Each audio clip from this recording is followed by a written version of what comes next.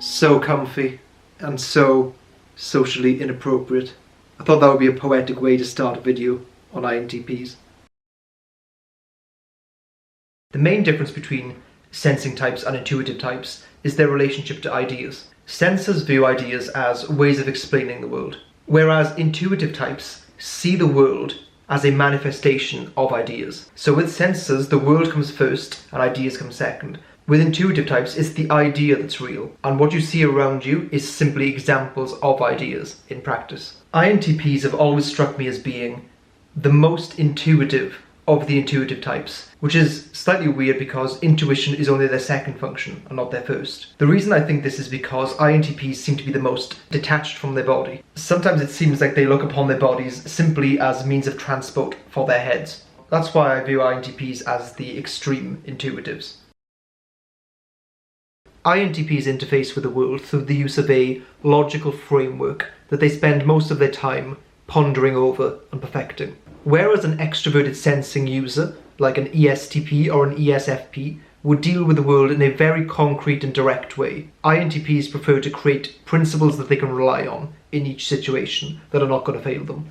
I brought up extroverted sensing users because INTPs have SE polar, so you could kind of think of it as their blind spot or their biggest weakness. In a very strange way, I've noticed that INTPs try to create the illusion of SE through their other functions. So you might be wondering, what does this logical framework look like? Let me give you a practical example. Let's say an INTP wants to learn the piano.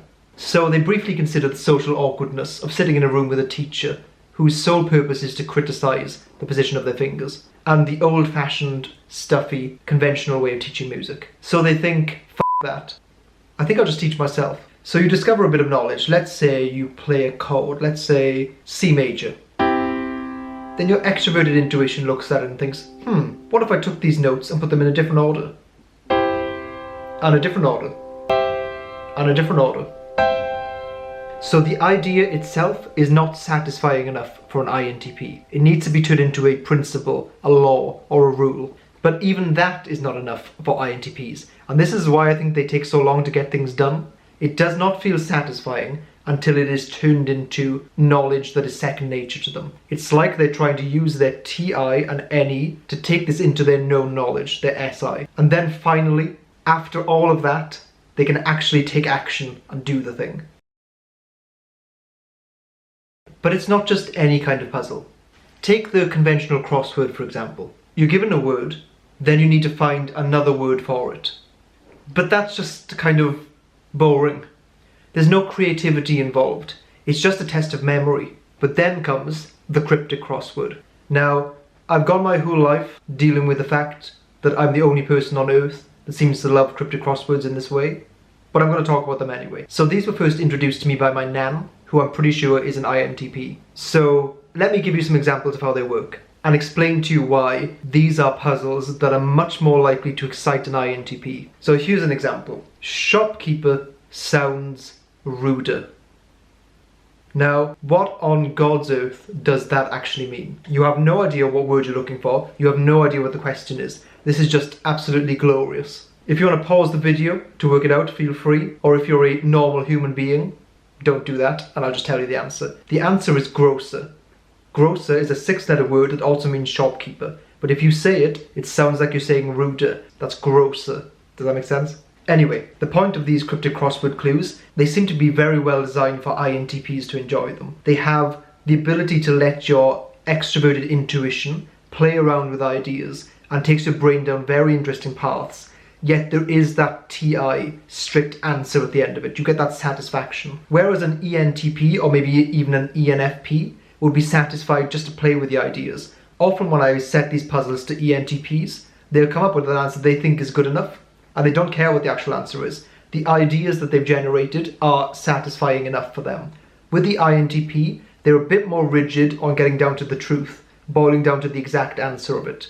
Maybe that's a function of TI or SI being higher. So for an INTP, puzzles can engage your introverted sensing through your memories and your knowledge you've gained, your extroverted intuition by letting your brain run wild with possibilities, then your TI to finally hone in precisely on the answer. The one thing that puzzles, thank God, do not require is extroverted feeling. Life is extremely complex and doesn't lend itself well to easy answers. People are messy. So how do INTPs solve the problem of FE? To solve the dilemma of FE, INTPs like to turn people into problems that can then be solved.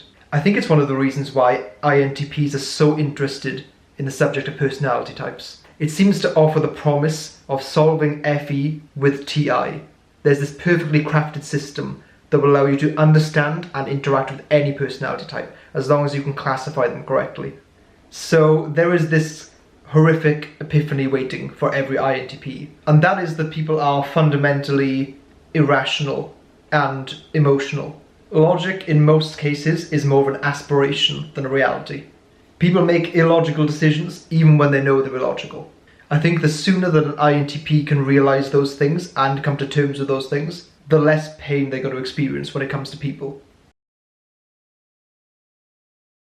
So as some of you may know, this is now a channel that can actually be hosted by anyone. If you are interested in hosting this channel and having one of your videos on here, contact us on this email and tell us what your idea is, preferably in the form of a video. Also, if you enjoyed this video, please hit like and subscribe.